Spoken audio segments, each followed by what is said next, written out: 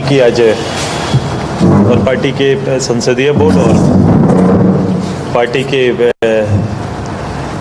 जो चुनाव के प्रत्याशी के साथ संयुक्त समीक्षा बैठक हुई है और चुनाव के परिणाम जो सामने आए हैं उसके लिए सबसे पहले इंडिया गठबंधन को इस राज्य की जनता ने बहुमत दिया है, उनको बधाई देते हैं इस उम्मीद के साथ कि उनके किए हुए वायदों को एक समय सीमा के अंदर पूरा करें। हम पार्टी के अंदर जो सफलता हमारे इस पूरे अपने एनडीए गठबंधन में जिस उम्मीद के साथ चुनाव में आया गया, जिस उम्मीद के साथ चुनाव में हम लोग आगे बढ़े, उसमें पूर्णतः सफलता नहीं मिलने के लिए हमने काफ़ी समीक्षाएं की हैं, पार्टी के अंदर भी, पार्टी के विधानसभा स्तर में भी अभी काफ़ी चर्चाएं हुई।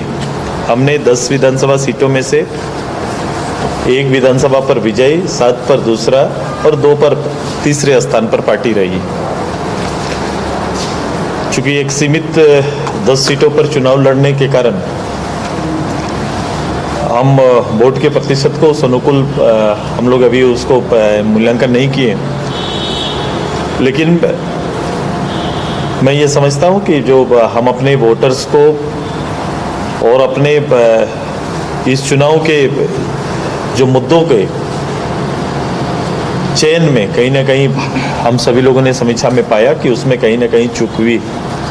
वोटर्स को हम बांधे रखने में असफल हुए। कार्यकर्ता को चुनाव के लिए जितना धारदार बनाना था और समन्वय जो हमारा गठबंधन के साथ बनना था वो एक निकल कर सामने आया। प्रारंभ काल से निर्णय में थोड़ा विलम्ब होना, दोनों घटक दलों का निर्णय, सीटों का बंटवारा का निर्णय में विलम्ब एक विषय उभर कर सामने आया है। इन विषयों पर आज इनकी राय ली गई है, जिस कारण से सामने वाला जो सरकार और सरकार की ऐसी कुछ घोषणाएं जो केवल इलेक्शन को देखते हुए घोषणाएं सरकार के द्वारा किया गया वो भी प्रभावी हुआ है। कहीं कहीं पर सरकारी महकमों का भी भूमिका पर प्रश्न चिन्ह है।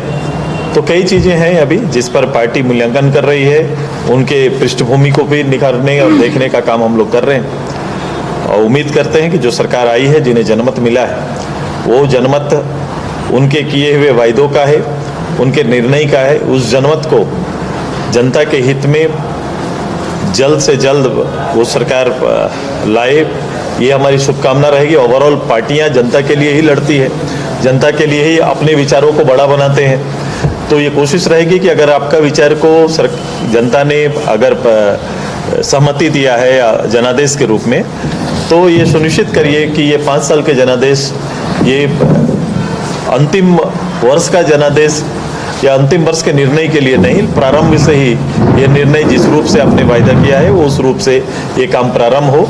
सकारात्मक चीज़ों पर सरकार को हमारा साथ रहेगा, इस राज्य के मूल विषयों पर सरकार को साथ रहेगा। जो हमारा एजेंडा हमेशा रहा है, जिस एजेंडा के साथ हम काम करते रहे, वो एजेंडा जब भी आएगा हम निश्चित रूप से उस निर्णयों में खड़े रहेंगे। लेकिन जब एजेंडा या फिर जन विरोधी निर्णय जहाँ जहाँ आएंगे, हम निश्चित रूप से एक प्रबल धारदार विपक्ष के रूप में भी हम अपनी भूमिका पे रहेंगे। ऐसा नहीं होता, ये प्रारंभ में, चूंकि अभी एक चुनाव, जब आप चुनाव लड़के आते हैं तो सब चीज़ एक कलर में दिखने लगता है। विजयी होते हैं तो कमियां छिप जाती है। ये हम लोग लगातार राजनीति में हैं, इस तरह से हम लोग सरकार को बनते हुए देखते हैं, गिरे हुए देखते हैं। सब परिस्थितियों को हम लोग ने झेला है। मेरे लिए ये चुनाव कोई नया नहीं है। हम इन चुनाव को व्यक्तिगत रूप से भी और पार्टी के रूप से भी और गठबंधन के रूप में भी हम देख रहे हैं। सुधीर जी, एनडीए की हार के पीछे जयराम फैक्टर भी है क्या?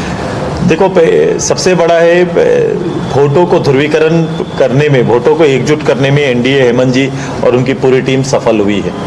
उन्होंने ये चुनाव किसी विकास के नाम पर लड़ा गया चुनाव नहीं है, या विकास के एजेंडे पर ये सरकार ने चुनाव नहीं लड़ा, बल्कि जातीय ध्रुवीकरण ने, जो इस गठबंधन का मूल आधार है, उसको बनाए और बांधे रखने में ये सरकार सफल हुई है। सर, अभी आपने कहा कि इस गठबंधन के सहयोग नहीं हो पाया, क्या ये भी एक कारण रहा है? बिल्कुल वो कारण रहा है। आप देखेंगे, मैं बड़ा स्पष्ट इस चीज़ों पर हूँ, चूँकि जब विधानसभा की चुनाव हो रहे तो स्टेट चेहरा को सामने और उसको फोकस करके हम लोग चुनाव लड़ रहे हैं। तो राज्य स्तर पर भारतीय जनता पार्टी आजसू या मेरे वंशज का आपने केवल सीटों के बंटवारे के अलावे किसी दिन आपने कोई मीटिंग देखा नहीं होगा, या फिर सभाएं भी हमारी बहुत कम हुई। हम कभी एक मंच में आकर इस राज्य के लिए अपील करते हुए हम लोग नजर नहीं आए, एक बड़ा कमी रह गया।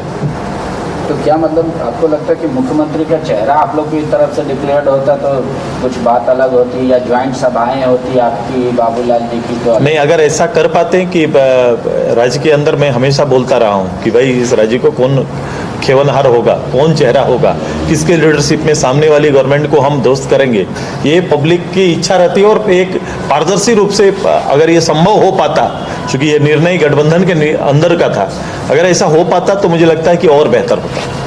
लेकिन आप कह रहे कि कुछ योजनाएं चुनाव को देखकर लाई गई, जैसे मैया योजना, सरकार तो उसको और इंक्रीज कर रही है, सिलेंडर की बात कर रही है, तो वो तो आप जिसको बोलते हैं फ्री बीज, वो तो सरकार कह रही है वो श्रम है महिलाओं का जो वो परिवार के लिए करती है अपने। मैं उसको मैं इनकार नहीं कर रहा हूँ। आपका और आपके द्वारा लाया गया अंतिम 3 महीना का ये जो वोटर्स को प्रभावित करने वाला जो स्कीम है, मैं हमेशा उसके लाने के तरीके पर प्रश्न खड़ा किया हूँ कि किस समय लाया गया, उस समय कौन सा था। वो बिल्कुल चुनाव के एकदम दरवाजे पर आकर आप एक योजना को लेकर आते हैं, और ये योजना जिसको आपने कभी भी बजटीय स्वरूप में लेके नहीं आया, इसके लिए कोई बजट नहीं रखा, और ये पैसे कहाँ से आएंगे, हाँ ये तो बाद में बातें चलेंगी, अभी हम लोग आएंगे बात करेंगे। राज्य के अंदर इतना बड़ा राजस्व का हिस्सा जो आप लोग मैया योजना के माध्यम से जाएगा, तो सरकार तो गार्जियन होते हैं ना, उनके पास आने वाले इनकम के स्रोत भी बताने पड़ेंगे, तो वो तो करेंगे, वो अपना काम है। लेकिन आप इसको कंटिन्यू करिए। आपने 2500 कहा है, मैं आपके साथ हूँ। 2500 अभी से लोगों को मिलना शुरू हो जाए मैया के नाम पर। आपने दिव्यांग के लिए भी 2500 बोला है, आपने आपके पेंशन को भी 2500 करने का बोला है। तो ये समांतर रूप से चले, ये माँ को या जो दिव्यांग है उनको 1000 और मैया के नाम पर 2500, ये दोनों ने एक साथ सारी चीजों को लेके आए। जो बोले हैं जातीय जनगणना कराइए, आपको बहुमत आ गया, जातीय जनगणना कराइए, आरक्षण सुनिश्चित करिए, ओबीसी के आरक्षण को बढ़ाइए, आपने ट्राइबल के आरक्षण को, एससी के आरक्षण को भी बढ़ाने की बात की है, उसमें आप आइए, हम आपके साथ हैं। इन विषयों पर हम सकारात्मक, मैंने बोला जो भी इस राज्य के हित के और यहाँ के जनजातीय हित के लिए होगा, उन निर्णयों पर हम आपके साथ खड़े हैं, पहले भी हैं, अभी भी हम लोग रहेंगे। आपका विषय और उनका एक ही है, खतियान आधारित स्थानीय। जल्दी करिए, खतियान आधारित लेके आइए, नीतियों लेके आइए, नौकरी दीजिए। सबसे बड़ी बात है कि नौकरी दीजिए लोगों को। छात्र में जो एक उबाल आया था, पिछली बार जो छात्रों में एक उबाल आया था, जो उनमें एक रोष था सरकार के खिलाफ में, उस रोष को राजनीतिक रूप से तो कन्वर्ट करने में ये सफल हुए हैं, पॉलिटिकल कन्वर्ट कर दिए, लेकिन उसका रिजल्ट नहीं आया, परिणाम नहीं आया। किसी को नौकरी मिलने की बातें नहीं हो रही है, कैसे नौकरी मिलेगा, नियोजन नीति कैसे साथ में चलेगा, नियोजन नौकरी का आधार कैसे बने, ये अभी सुनिश्चित नहीं हुआ है। ये करें बहुत इत्मीनान से। हम अभी कोई सरकार के खिलाफ में हम लोग किसी तरह का बात अभी तुरंत करने वाले नहीं है। उनके लिए पूरा समय, हम आने वाला 2-3-4 महीना हम उनके लिए पूरा समय है, वो बेहतर से निर्णय ले और अपने किए वादों को पूरा कर। सीजीएल का रिजल्ट आया, बीजेपी आपकी दे दी। भाई जो रिजल्ट आया, सरकार ने कहा था, हमने भी कहा था, जो रिजल्ट आया, रिजल्ट में आप वो ढूंढे, रिजल्ट को देखे कि इसमें स्थानीय कहाँ है, इसमें स्थानीय लोगों कौन आए हैं, स्थानीय इसमें आए हैं, कहाँ के लोग इसमें आए हैं, किसका परिणाम निकल रहा है, इसको तो आप सबको देख रहे हैं और इसमें जवाब देना चाहिए उनको खड़ा होकर कि अगर यहाँ पर कोई योग्य आदमी नहीं हुआ या स्थानीय ना होने का लाभ किसी को मिल गया, अगर ये वो दिए हैं तो फिर उनका कथनी और करनी में तो फर्क पड़ गया ना।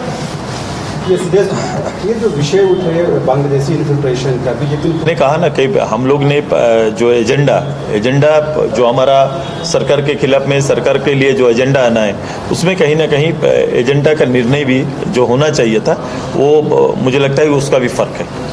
आप अध्यक्ष है पार्टी के, तिवारी महतो जी जीते हैं,